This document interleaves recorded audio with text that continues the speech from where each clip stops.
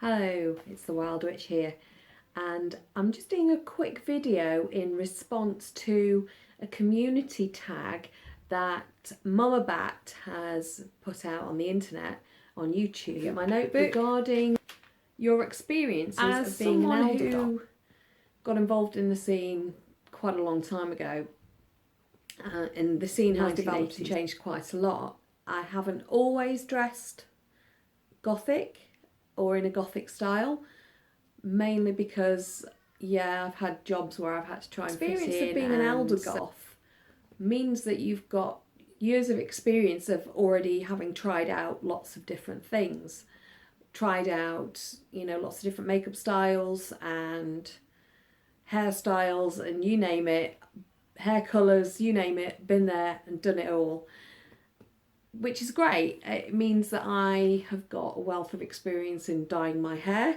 and trying different makeup styles and dressing different ways. I think as you progress, as you get older, it's understanding how to do that and to be still within comfortable in yourself and also comfortable. At the end of the day, nobody wants to be uncomfortable.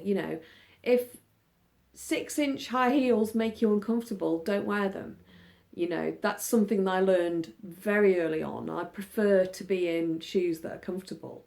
I like to see younger goths dressed up, and I think some of them look fabulous and they work very hard to get their look right. But I think as you get older, it's also about finding your own identity within the subculture and sticking to that and knowing what suits you.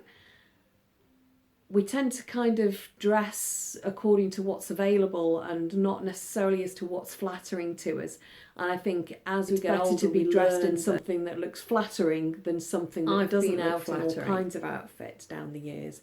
There's certain things that I wore when I was 20 that I certainly wouldn't wear now, because I know that I would look terrible now dressed like that.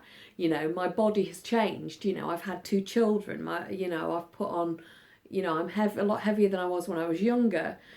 So there are certain things that I will never wear now that I wore when I was younger. But that's okay, because it's still about defining who you are and about being who you are.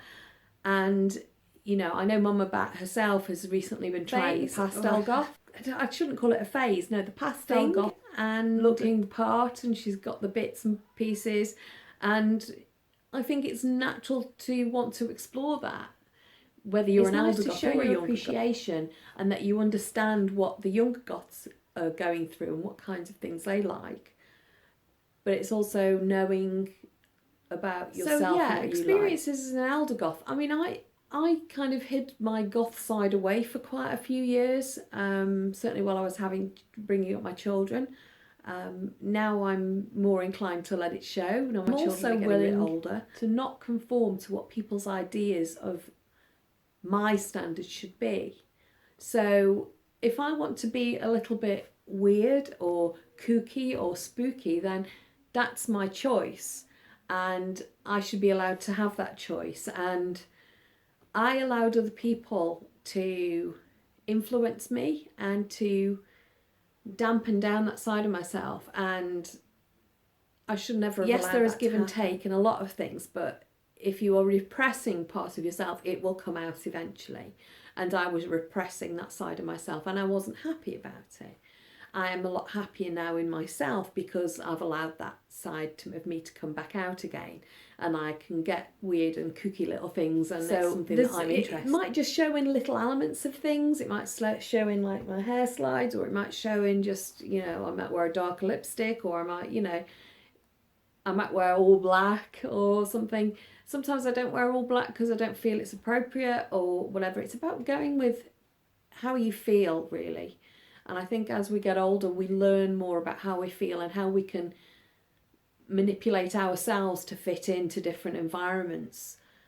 We're less about the rebellion of youth and more about the conformity of adulthood, but with that extra bit of rebellion thrown in, because the gothic subculture is one that people seem to stick with, and it's something that sort of weaves a thread throughout their lives. So that if you are interested in goth when you're younger, there's no doubt as you get older there are still elements of the spooky, are going to get you that you're going to just get. So yeah, I'm a bit of a spooky kid still. I like creepy and kooky. I like weird and wonderful things, and I'm allowing that. It doesn't mean that anyone who says that they're goth but might not look the part is any less of a goth, because to me they're still goth in their heart. If they like the music or they like the art, whatever aspects of the subculture you being identified as an individual, and that's the beauty of it. And I think that as we get older, we stamp our identities, our individual I've started growing my hair out so that my my natural Elder Goth colours start to show, and that's a conscious choice that I've made, because I don't want to conform to having to dye my hair every 2 weeks, which is what I was doing. Because it's ruining the condition of my hair, which means that my hair is very dry, which means, I've had to cut my hair off, which hasn't pleased me, but, it'll grow again. And I'm more intrigued as to what I can do regarding my gothic image with my grey hair and how that will look, because it's going to look very different to how it looks with dyed hair, whether it's dyed black or red or whatever. And I've had it all the colours. I've had it green, blue, purple, pink, you name it. I've had my hair all colours. So yeah, so it's about being who you are, not being afraid to be who you are, and generally just smiling and getting on with it. So yeah, so if I can't really think of anything else to say, so I'm going to leave this here. It's quite a short video, but yeah, there, let the discussion commence. So Momma Bat, here's back to you. Bye.